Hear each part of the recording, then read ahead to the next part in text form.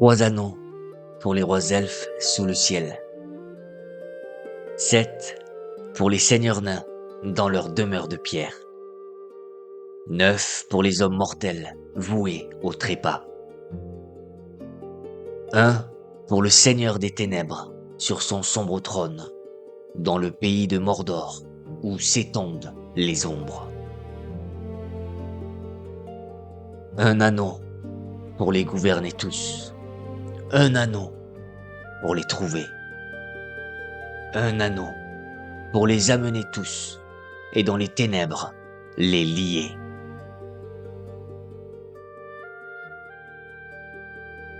Ces mots résonnent comme l'écho d'un monde ancien, mais ils sont nés de l'esprit d'un homme humble et érudit, John Ronald Reuel Tolkien. Je vous parle ici d'un philologue d'Oxford, un gardien des langages perdus, qui, ayant survécu aux tranchées boueuses de la Somme, choisit de répondre à l'horreur non par le cynisme, mais par la création. Lorsqu'il publia cette œuvre monumentale au cœur du XXe siècle, beaucoup crurent y voir le miroir de notre propre guerre mondiale. Il n'en est rien. Tolkien ne nous a pas offert une allégorie déguisée, mais une mythologie pour l'Angleterre, l'histoire véritable d'un passé imaginaire. Je vous invite à traverser ces pages avec un regard nouveau. Ne voyez pas seulement des armées qui s'entrechoquent ou des tours qui s'effondrent. Ce récit est avant tout une méditation mélancolique sur la mortalité et la beauté de ce qui doit finir. C'est un hymne à la perte, mais aussi à l'espérance. Il nous enseigne que le destin du monde ne repose pas sur les épaules des puissants, mais dans les mains tremblantes de ceux qui passent inaperçus. Au-delà de la bataille, c'est le cœur battant de la terre du milieu que nous allons écouter ensemble, là où réside la pitié et le courage simple.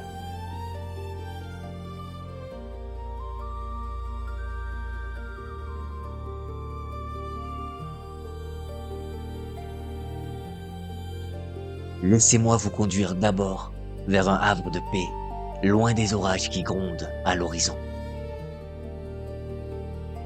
Imaginez un pays de collines verdoyantes et de rivières paresseuses, où la plus grande ambition est de faire pousser un jardin prospère et où le temps se mesure à la lenteur des saisons. C'est ici, dans la comté, que notre histoire prend racine. C'est un monde de confort, de bière fraîche et de repas copieux.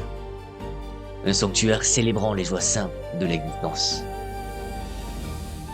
Je vous invite à contempler ce lieu, non pas comme une simple contrée imaginaire, mais comme le symbole vivant de tout ce qui, en ce monde, mérite d'être aimé et protégé. Dans cette quiétude vivent les hobbits, un peuple discret, amants de la terre et de la paix. Parmi eux, je vois Bilbon Saquet, un vieil aventuré au crépuscule de sa vie, et son neveu, Frodon. Entre leurs mains circule un objet qui semble inoffensif, un anneau d'or lisse et uni. Pour eux, ce n'est d'abord qu'une babiole, un tour de magie pour amuser les enfants ou échapper aux importuns. Ils ignorent encore que ce cercle de métal contient la cruauté d'une époque révolue et le poids d'une malveillance infinie. C'est là tout le génie tragique de cette histoire. L'objet le plus terrible du monde est caché dans la poche du gilet d'un jardinier.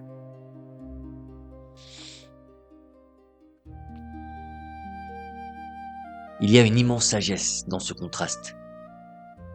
Tolkien nous murmure que lorsque les ténèbres s'élèvent, le salut ne vient pas toujours des puissants trônes, ni des armées étincelantes. Les grands de ce monde sont souvent aveuglés par leur propre éclat.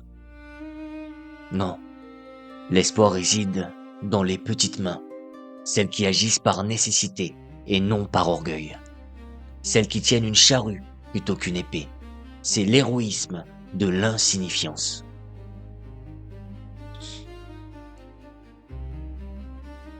Vient alors l'heure grave où l'innocence se brise. Frodo comprend que son jouet est un fléau. Le fardeau psychologique s'abat sur ses épaules frêles. Il doit partir. Observez bien ce moment, car il est d'une noblesse déchirante. Frodon ne part pas en quête de gloire. Il n'y a nulle soif d'aventure dans son cœur, seulement de la peur. Il part pour une raison unique, sauver la comté en la quittant. Il comprend que pour préserver la pureté de son foyer, il doit s'en exiler, emportant le danger avec lui, comme on éloigne un loup de la bergerie. C'est un sacrifice silencieux, celui de renoncer à sa propre paix pour que d'autres puissent continuer à vivre la leur.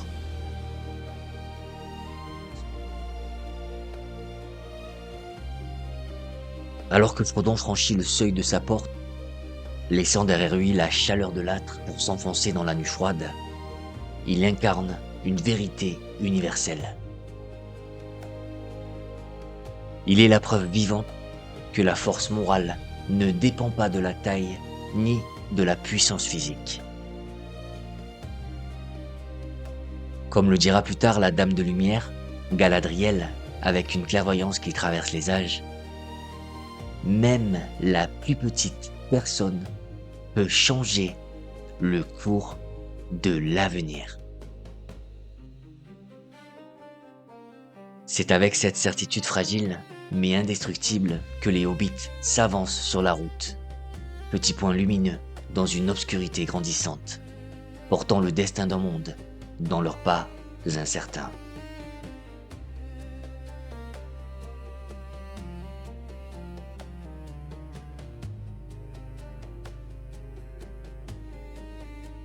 Mais qu'est-ce que le mal, me demanderez-vous, dans ce monde ancien où les épées chantent et où la pierre écoute? Je vous invite à ne pas chercher un monstre de chair et de sang. Dans l'œuvre de Tolkien, l'adversaire ultime n'a pas de corps à briser. Sauron, le seigneur des ténèbres, s'est élevé au-delà de la forme physique pour devenir une pure volonté, une haine insalubre qui ne dort jamais. Il est un regard, il est l'œil sans paupières, cerné de flammes, qui perce les nuages et les âmes, cherchant inlassablement ce qui lui a été dérobé. Il est terrifiant non pas parce qu'il est fort, mais parce qu'il est une présence constante, une ombre qui obscurcit la pensée même à des lieues de distance. Et au cœur de cette ombre brille l'anneau. Ne vous y trompez pas, cet objet n'est pas un simple bijou inerte. Je le vois comme un personnage à part entière, un traître, roi et patient. Il possède sa propre conscience, une malveillance ancienne. Il grandit, il rétrécit, il s'alourdit soudainement pour entraîner son porteur vers le fond, ou glisse d'un doigt pour se livrer à un nouveau maître. Il a une faim, une volonté de retourner à sa source. Il est un fragment de l'âme de Sauron, détaché mais vivant, qui murmure dans le silence de l'esprit.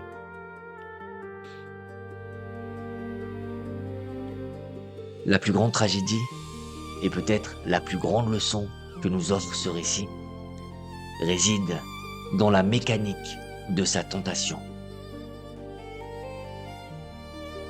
L'anneau ne vient pas à vous en vous promettant la destruction ou la souffrance. S'il le faisait, nous le rejetterions tous. Non, il est bien plus subtil. Il vient aux sages, aux puissants comme Gandalf le Gris ou la reine Galadriel, en leur promettant le pouvoir de faire le bien.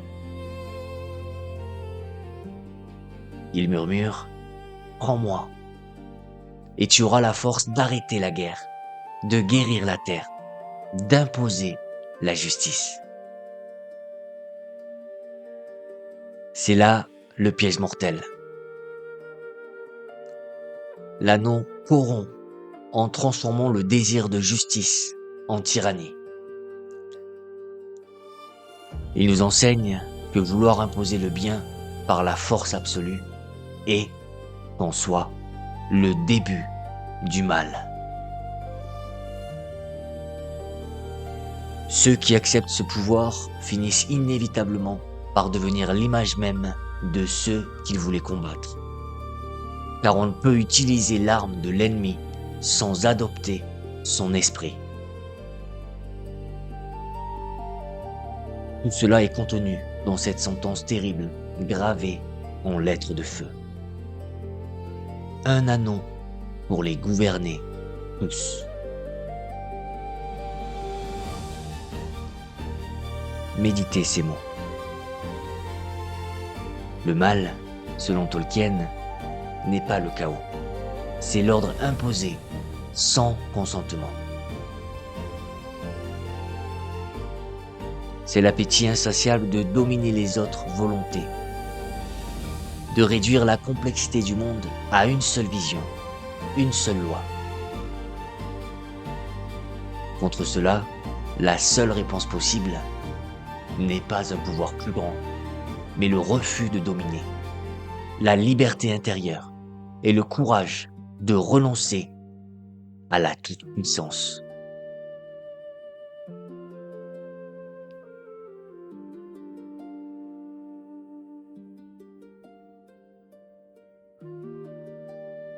Je vous emmène maintenant dans la vallée cachée de Foncombe, ce dernier refuge où le temps semble suspendu. C'est là, sous les arbres aux feuilles dorées, que se noue une alliance improbable, aussi fragile qu'un fil de soie tendu au-dessus d'un abîme. Regardez-les. Un elfe immortel. Un nain obstiné. Des hommes fiers et des demi-hommes pieds nus. Ils ne s'aiment pas d'instinct. Leurs peuples se sont longtemps ignorés ou haïs. Pourtant, ils unissent leur destin, non par affection, mais par une impérieuse nécessité. Ils forment la communauté, nous rappelant que l'unité la plus solide naît souvent au bord du précipice, lorsque nous comprenons que nous ne pouvons survivre seuls. Mais écoutez le vent qui souffle dans les branches. Il chante une mélodie d'adieu. Car ce voyage se déroule sous un ciel de crépuscule. Je veux que vous ressentiez la profonde mélancolie qui baigne cette œuvre. C'est la fin des âges. Les elfes, ces gardiens de la première beauté, s'en vont. Ils savent que quelle que soit l'issue de la guerre, leur temps est révolu. Si Sauron gagne, ils périssent dans les ténèbres. Si Sauron tombe, la magie du monde s'effacera pour laisser place à la domination des hommes. Leur victoire aura un goût de cendre. C'est là une leçon poignante sur l'impermanence. Accepter que même les choses les plus belles doivent un jour s'effacer pour laisser la place à ceux qui doivent suivre. Au milieu de ce crépuscule marche une figure silencieuse, enveloppée dans un manteau usé par les intempéries. C'est Aragorn. Ne cherchez pas en lui l'éclat des héros modernes, sûrs de leurs droits et avide de leur conquête. Non, Aragorn est un roi en exil qui a choisi l'ombre.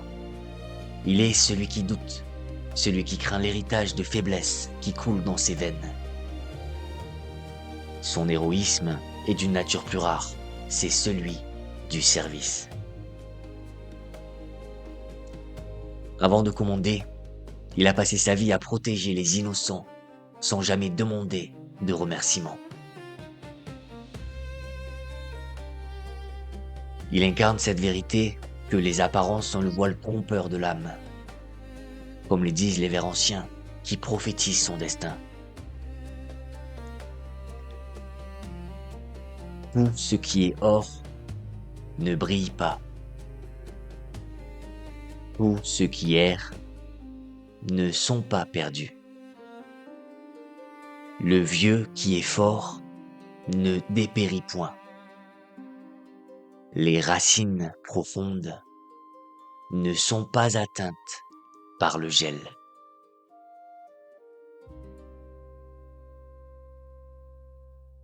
La véritable noblesse ne réside pas dans la couronne que l'on pose sur sa tête, mais dans la fidélité de ses racines.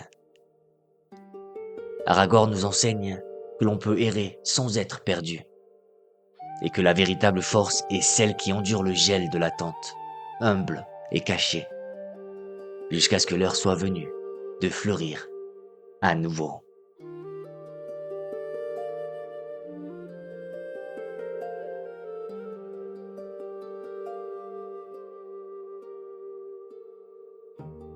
Je vous demande maintenant de détourner votre regard des vastes horizons pour le poser sur un chemin de cendres et de pierres tranchantes. Ici, le récit ne se joue plus à l'échelle des armées, mais dans le secret de trois cœurs qui battent à l'unisson vers une fin terrible. Nous suivons Frodon, Sam et la créature Gollum. C'est le voyage le plus sombre, et c'est aussi le foyer le plus ardent de toute cette épopée. Regardez-les marcher. Il y a là une géométrie tragique, un jeu de miroir effrayant entre le porteur de l'anneau et son guide. Gollum n'est pas seulement un monstre, il est l'avertissement vivant, le spectre de ce que Frodon est en train de devenir. Une âme rongée jusqu'à l'os par l'addiction. Et Frodon, dans sa souffrance, est le rappel de ce que Gollum fut jadis. Ils sont liés par la même chaîne invisible, partageant une douleur que nul autre ne peut comprendre. Pourtant, au cœur de cette obscurité, une lumière persiste. Non pas celle d'une étoile, mais celle d'une vertu oubliée. La pitié. Souvenez-vous que Bilbon, des années auparavant, a retenu son épée, alors qu'il aurait pu tuer la créature. Je vous le dis, le sort du monde ne tient pas à la force du bras qui frappe, mais à la main qui refuse de s'abattre. C'est cette unique action de miséricorde, ce moment où la compassion l'emporte sur le jugement, qui permettra au destin de s'accomplir. Là où la puissance échoue, la pitié ouvre un chemin.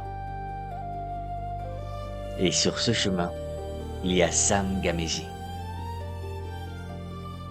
Je voudrais que vous sentiez la grandeur de ce jardinier. Il ne comprend pas la complexité de la magie, ni les enjeux politiques des rois. Son monde est simple, il aime son maître, et il aime la terre qui fleurit. Il est l'incarnation de l'espoir obstiné, celui qui continue d'avancer quand tout espoir logique s'est éteint. Il n'est pas le porteur de l'anneau, il est le gardien de l'âme du porteur. Lorsque la montagne du destin se dresse devant eux, rugissante et impitoyable, et que Frodon, écrasé par le poids insoutenable du mal, s'effondre dans la poussière, Sam ne renonce pas. Il comprend qu'il ne peut pas prendre le fardeau de l'autre, car chaque être doit porter sa propre poids. Mais il comprend aussi que l'amour peut soulever celui qui porte la croix. Dans un élan qui dépasse l'héroïsme pour toucher au sacré, il prononce ces mots qui résonnent encore dans l'éternité.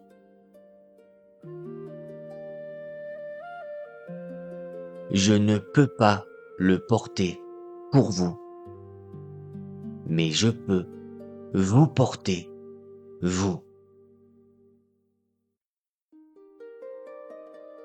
C'est ici que réside la vérité ultime de notre voyage. Nous ne pouvons peut-être pas sauver le monde seul, ni effacer la douleur de ceux que nous aimons. Mais nous pouvons les porter jusqu'au bout de la nuit, jusqu'à ce que l'aube revienne.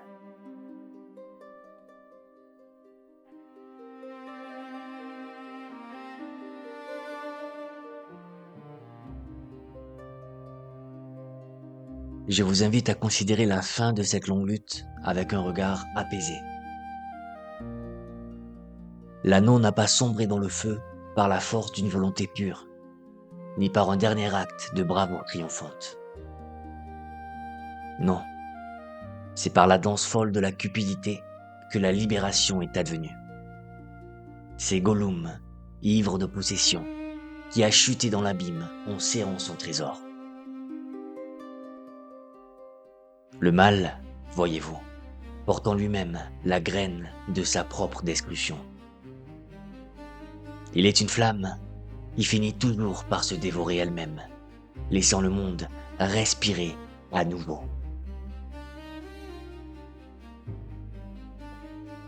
Mais lorsque le silence retombe, après la tempête, vient le temps du retour. Les hobbits retrouvent leur chair comté, mais ils découvrent une vérité mélancolique. On ne revient jamais vraiment en arrière. L'innocence du passé s'est envolée comme la brume au lever du jour. Ils ont changé, et leurs yeux, ayant vu les ténèbres, ne peuvent plus regarder leur jardin avec la même insouciance. Ils doivent maintenant reconstruire, non plus comme des enfants protégés, mais comme des gardiens éveillés.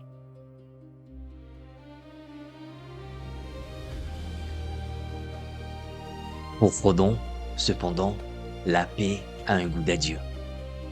Il porte en lui des blessures que le temps ne peut refermer. Des cicatrices gravées trop profondément dans l'âme pour guérir sous le soleil des mortels. Il comprend alors le sacrifice ultime du héros. Il a sauvé la comté, mais il ne l'a pas sauvée pour lui-même. Il a préservé un sanctuaire où il ne peut plus trouver le repos. Il doit partir, s'éloigner vers l'ouest, pour laisser ceux qui l'aiment vivre la vie qu'il leur a offerte. Nous voici donc sur le quai des Havres Gris, face à la mer immense qui sépare les mondes. La séparation est là, inévitable et déchirante. Mais ne retenez pas votre chagrin, car il est la preuve de l'amour qui a été vécu. Comme le murmure Gandalf, avec la tendresse d'un père voyant ses enfants grandir.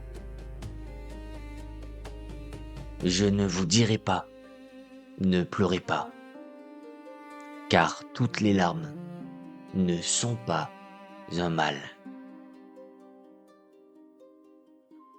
Laissez couler ces larmes. Elles ne sont pas le signe de la défaite, mais l'eau qui lave l'âme avant le renouveau.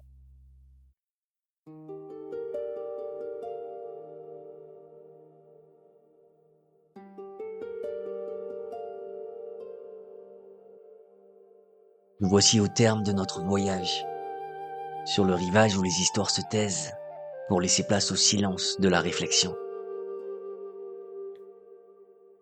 Ce que Tolkien nous a légué n'est pas simplement un conte de fées pour les temps modernes, c'est une promesse. La promesse que les ténèbres, aussi vastes et menaçantes soient-elles, ne sont qu'une nuée passagère. Au-dessus d'elles, hors de leur portée, la lumière et la haute beauté demeurent éternelles. C'est une œuvre qui nous apprend à garder l'espoir lorsque tout semble perdu. Car l'aube est une certitude que la nuit ne peut effacer. Ce livre a creusé le lit dans lequel coule aujourd'hui la rivière de notre imaginaire. Il a défini ce que nous appelons la fantaisie, mais il est bien plus que cela. C'est une cathédrale de mots, bâtie par un amoureux des langues. Une prière où résonne une morale profonde et ancienne. Il ne s'agit pas de fuir la réalité, mais de la regarder avec des yeux lavés par la merveille. Je vous exhorte donc, maintenant que ma voix va s'éteindre, à ouvrir vous-même ces pages. Ne le faites pas pour le fracas des batailles, mais pour écouter le chant lent des arbres qui se souviennent. Pour ressentir la mélancolie des elfes face au temps qui fuit. Et pour apprendre la sagesse de la terre auprès des hobbits. Laissez le poids de cette histoire vous habiter, phrase après phrase. Merci d'avoir marché à mes côtés sur ces sentiers oubliés, d'avoir partagé ce fardeau et cette joie. Que votre route se poursuive sans fin sous la lumière des étoiles. Namarié.